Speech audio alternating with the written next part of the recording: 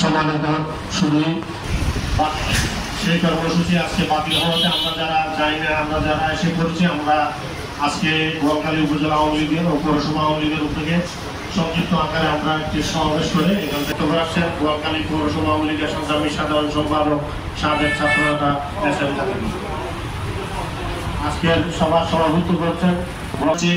বোয়ালখালী পৌরসভা আওয়ামী লীগের সহসভাপতি সাবেক চেয়ারম্যান জনাব ইসাবাইকে বক্তব্য রাখার জন্য বিনীতভাবে আহ্বান জানাচ্ছি।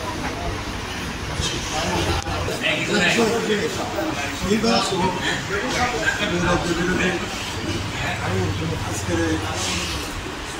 সমাবেশের ভবন সহ আওয়ামী লীগ যুবলীগ ছাত্রলীগ স্বেচ্ছাসেবক নেত্রী। আসলে এটা তো শোকর মাস এবং আওয়ামী লীগেরও এবং বঙ্গবন্ধুর পরিবারেরও যে 70 কেজির বোমা ঢুকে রাখিয়ে না যায় যে উদ্দেশ্য ঘটনা যারা ঘটাই একই মানুষ একই চক্র একই উদ্দেশ্যে